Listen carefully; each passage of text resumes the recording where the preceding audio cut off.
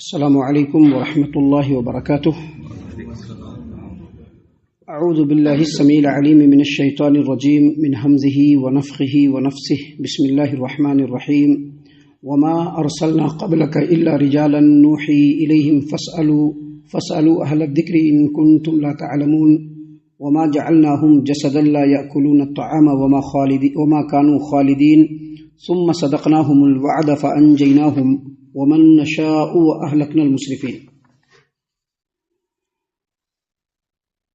اور اے نبی صلی اللہ علیہ وسلم، آپ سے پہلے جتنے بھی رسول بھیجے وہ سب مرد ہی تھے جن کی طرف ہم وحی کرتے تھے، لہذا اگر تم لوگ یہ بات نہیں جانتے تو اہل ذکر یعنی اہل کتاب سے پوچھ لو۔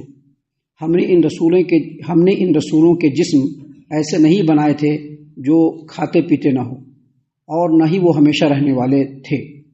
پھر ہم نے ان رسولوں سے جو وعدہ کیا تھا اسے پورا کر دیا، ہم نے انہیں بھی بچا لیا اور جس کو ہم نے چاہا اسے بھی، اور حد سے آگے بڑھنے والوں کو ہلاک کر دیا۔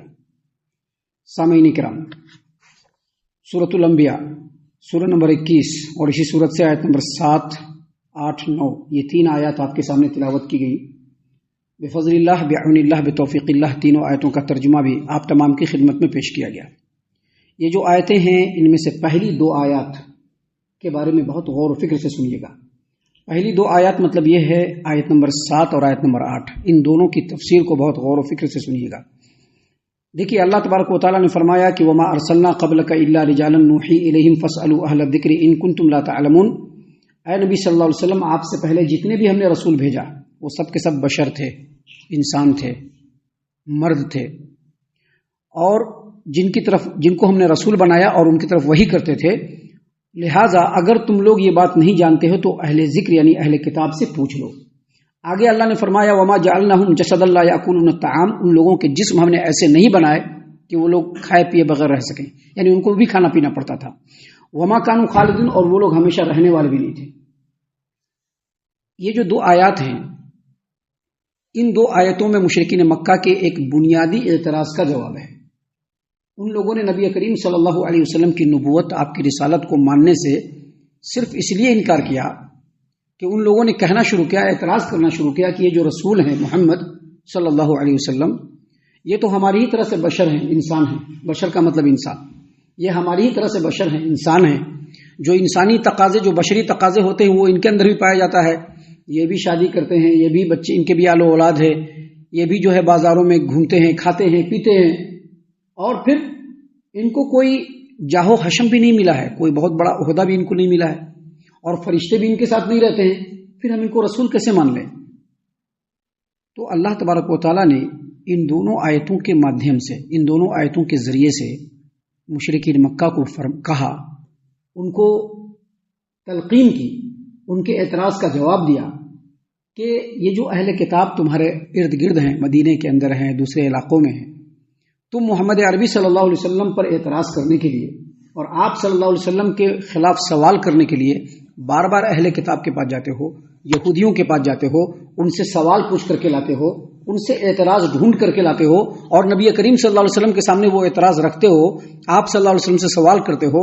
اب ایک سوال یہ بھی جا کر کے پوچھو، اہل کتاب سے ایک سوال یہ بھی جا کر کے پوچھو کہ نبی صلی اللہ علیہ وسلم سے پہلے جتنے رسول اس روئے زمین پر گزرے ہیں، اور سیدنا موسیٰ علیہ السلام جو اس روئے زمین سے گزرے، وہ انسان تھے کہ فرشتے تھے؟ جاؤ پوچھو، وہ جواب دیں گے تو تسلی ہو جائے گا۔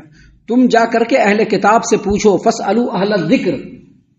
اللہ نے فرمایا وما ارسلنا قبلک الا رجالا نوحی الیہم، ہم نے اے نبی صلی اللہ علیہ وسلم آپ سے پہلے جتنے بھی رسول بھیجے جن کی طرف ہم نے وحی کیا وہ سب کے سب مرد تھے، انسان تھے۔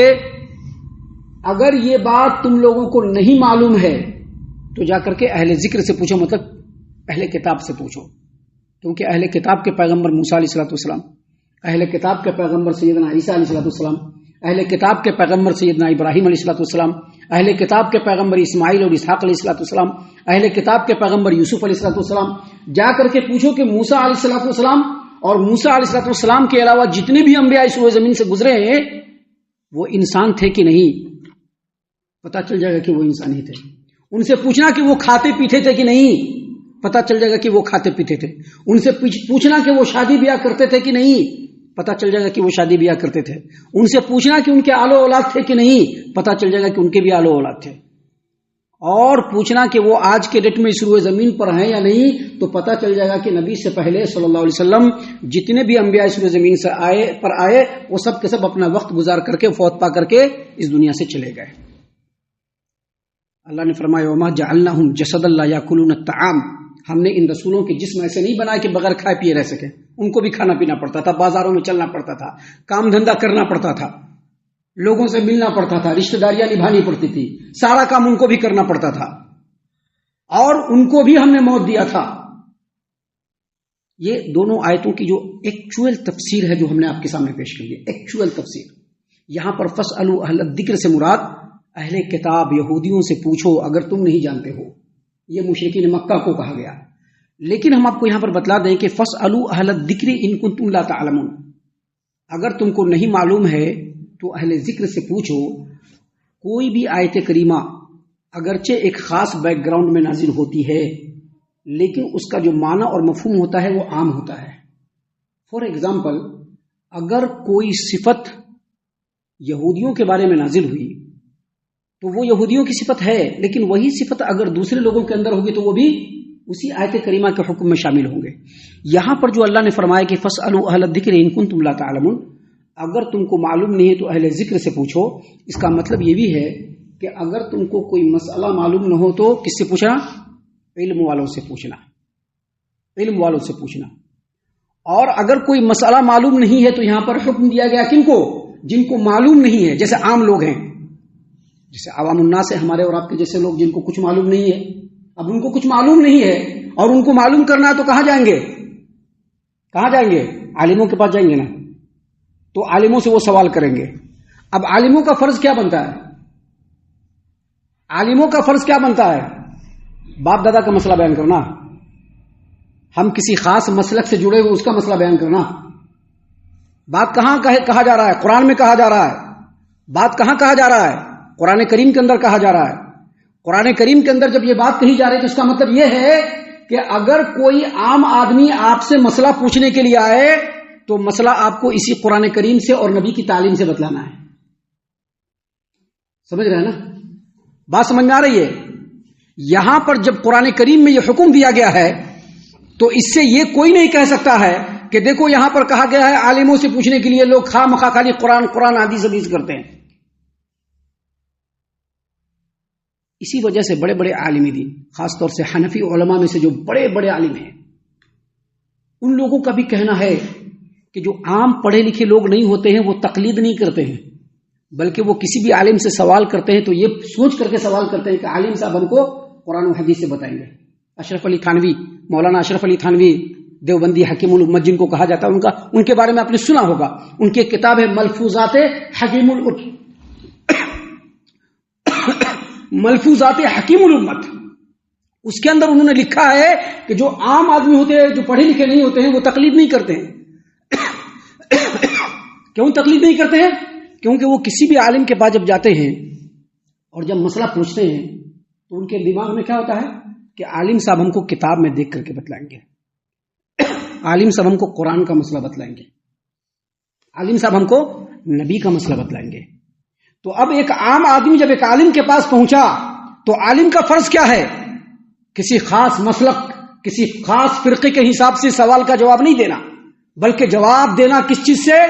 اللہ کے کلام سے اور نبی کے فرمان سے. اور عام آدمی کے اوپر بھی لازم ہے کہ اگر آپ نے کسی عالم سے مسئلہ سنا، کوئی حکم سنا، کوئی بات سنی اور آپ کو یقین ہوا کہ نہیں عالم صاحب قرآن و حدیث کی بات بتا رہے تو آپ عمل کرتے رہیے.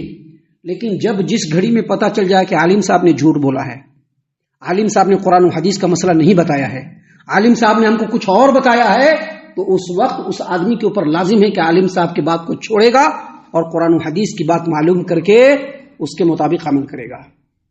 اللہ نے اسی بات کو کہا فاسألوا اہل الذکر ان کنتم لا تعلمون. اگر تم کو معلوم نہیں ہے تو اہل علم سے پوچھو، اہل علم تم کو قرآن و حدیث کے مطابق جواب دیں گے. اور جو عالم قرآن و حدیث کے مطابق جواب نہیں دیتا ہے وہ عالم کے صف میں ہی شامل نہیں ہے. جو عالم قرآن و حدیث کے حساب سے جواب نہیں دیتا ہے، چاہے وہ مفتی ہو، چاہے وہ کہیں کا قطب ہو، چاہے وہ کہیں کا سید ہو، چاہے وہ کہیں کا سجادہ نشین ہو، اگر وہ قرآن و حدیث کے مطابق جواب نہیں دیتا ہے وہ عالم کے صف میں کہلانے کا بھی حقدار نہیں ہے۔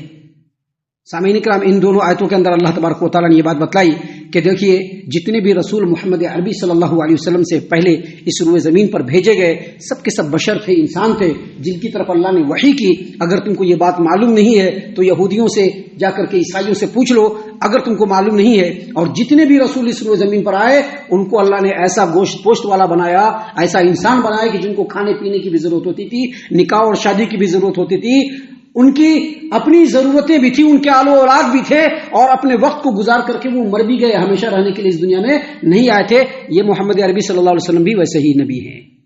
سامعین کرام، ان باتوں کو بیان کرنے کے بعد اللہ تبارک و تعالیٰ نے پھر فرمایا کہ ثم صدقناہم الوعد فانجیناہم ومن نشاء۔ جب اللہ نے اس زمین پر رسولوں کو بھیجا تو اللہ نے ان سے اور ان کے اوپر ایمان لانے والے مومنین سے جو وعدہ کیا تھا اللہ نے اس وعدہ کو پورا کیا۔ اور اللہ نے رسولوں سے اور مومنین سے کیا وعدہ کیا؟ اللہ نے رسولوں سے اور مومنین سے یہ وعدہ کیا کہ آپ لوگوں کو فتح و نصرت ملے گی، یعنی جو رسول کے کہے کے مطابق چلنے والے ہیں ان کو فتح و نصرت ملے گی، کامیابی ملے گی، غلبہ ملے گا، اور جو رسول کے مخالفین ہیں وہ ہلاک ہو جائیں گے۔ نوح علیہ السلام کے مخالفین ہلاک ہو گئے، صالح علیہ السلام کے مخالفین ہلاک ہو گئے، ہود علیہ السلام کے مخالفین ہلاک ہو گئے، شعیب علیہ السلام کے مخالفین ہلاک ہو گئے، لوط علیہ السلام کے مخالفین ہلاک ہو گئے، سب ہلاک ہو گئے۔ ویسے ہی جو محمد عربی صلی اللہ علیہ وسلم پر ایمان لانے والے ہوں گے ان کے ساتھ اللہ کا وعدہ ہے۔ کیا وعدہ ہے؟ کہ اللہ ان کو کامیابی سے نوازے گا، کامرانی سے نوازے گا، فتح سے نوازے گا، غلبہ سے نوازے گا۔ مکہ کے مختصر سے شہر سے یہ اسلام شروع ہوا اور آج دیکھیے پوری دنیا میں چھا گیا کہ نہیں چھا گیا؟ مخالفین کچھ نہیں کر پائے، مخالفین کبھی بھی ان پر غالب نہیں ہو سکے۔ اسی لیے اللہ تبارک و تعالیٰ نے یہاں پر بیان فرمایا ہے کہ ثم صدقناہم الوعد۔ سن لو، اللہ تبارک و تعالیٰ نے ایمان والوں سے اور مومنین سے جو وعدہ کیا تھا اللہ نے اس کو پورا کیا، سچا کر دکھایا۔ فانجیناہم ومن نشاء، نبیوں کو بھی، ایمان والوں کو بھی، اور جن کو اللہ نے چاہا ان کو بچا لیا۔ اور آگے مزید اللہ تبارک و تعالیٰ نے فرمایا کہ وَأَهْلَكْنَا الْمُسْرِفِينَ، اور جو حد سے آگے گزرنے والے ہوئے، یعنی رسول کے بتائے ہوئے حدود سے جن لوگوں نے آگے بڑھنے کی کوشش کی اللہ تعالیٰ نے ان تمام کو ہلاک کر دیا۔ آج مشرکین مکہ کا اس روئے زمین پر کوئی نام و نشان ہے؟ مشرکین مکہ کا کوئی نام و نشان نہیں ہے، لیکن نبی کریم صلی اللہ علیہ وسلم کے ماننے والوں کا نام و نشان آج بھی موجود ہے۔ لیکن مشرکین مکہ کا نام و نشان، ابو لہب کا نام و نشان، ابو جہل کا نام و نشان، ولید بن مغیرہ کا نام و نشان، اور اس طرح کے جتنے بھی مشرکین سردار گزرے ہیں ان میں سے کسی کا بھی نام و نشان آج کے ڈیٹ میں اس روئے زمین پر موجود نہیں ہے۔ لیکن نبی کا نام آج بھی زندہ ہے، نبی کے ماننے والوں کا نام آج بھی زندہ ہے۔ ہم اللہ سے دعا کرتے ہیں کہ اللہ تعالی ہم تمام کو ان باتوں کے اوپر خوب غور و فکر اور تدبر کرنے کے ساتھ ساتھ ان باتوں کے اوپر عمل کرنے کی بھی توفیق عنایت فرمائے، آمین۔ اللہ تعالی ہم تمام کو صحیح معنوں میں پکا سچا مومن مسلمان بنائے، اللہ اور اس کے رسول صلی اللہ علیہ وسلم کی اطاعت و فرما برداری کرنے والا بنائے، صحابہ کرام رضی اللہ عنہم کے طریقے پر چلنے والا بنائے، جنت الفردوس میں جگہ عطا فرمائے۔ اے اللہ ہم تمام کو جہنم سے پناہ دے، اے رب العالمین ہم تمام کو جہنم سے پناہ دے، اے مالک الملک ہم تمام کو جہنم سے پناہ دے، آمین یا رب العالمین۔ وما علینا الا البلاغ المبین۔